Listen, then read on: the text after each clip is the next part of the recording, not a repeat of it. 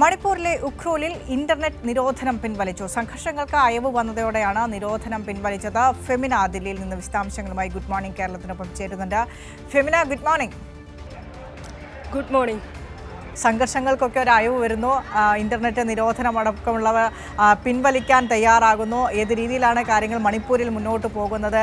ഈ ഇന്റർനെറ്റ് നിരോധനം ഇല്ലാതാക്കിയതോടു കൂടിയുള്ള ഏതെങ്കിലും തരത്തിലുള്ള നിബന്ധനകൾ സ്ഥലത്ത് വെക്കുന്നുണ്ടോ? മണിപ്പൂരിലെ നിലവിലത്തെ ഒരു അവസ്ഥ എന്താണ്?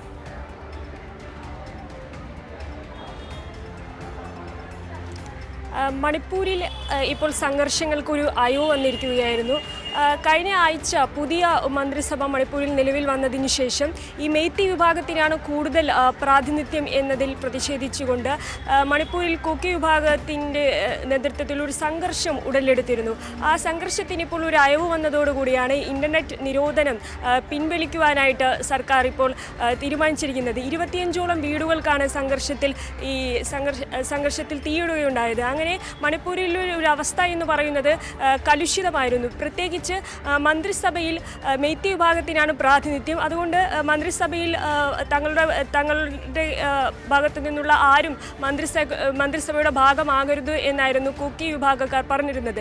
എന്നാൽ കുക്കി വിഭാഗത്തിൽ നിന്നുള്ള ഒരാൾ ഉപമുഖ്യമന്ത്രി ആയതോടുകൂടിയാണ് പ്രശ്നങ്ങൾ ഉടലെടുത്തത്. അവരെ സാമൂഹിക ബഹിഷ്കരണം നടത്തണം എന്ന തരത്തിലേക്കുള്ളൊരു ആഹ്വാനം കുക്കി വിഭാഗക്കാരുടെ ഭാഗത്ത് നിന്നുണ്ടായിരുന്നു. അങ്ങനെയാണ് സംഘർഷങ്ങൾ പിന്നീട് കുറച്ച് നാളേക്കെങ്കിലും രാഷ്ട്രപതി ഭരണം വന്നതിന് ശേഷം കുറച്ച് സമാധാനമായി കൊണ്ടിരുന്ന മണിപ്പൂരിൽ വീണ്ടും ഒരു കലുഷിതമായൊരു അവസ്ഥയിലേക്ക് വന്നത്. മണിപ്പൂരിൽ വീണ്ടും ഒരു ഭരണം അല്ലെങ്കിൽ ഒരു സംസ്ഥാന ഭരണം നിലവിൽ വന്നതോടുകൂടിയാണ്.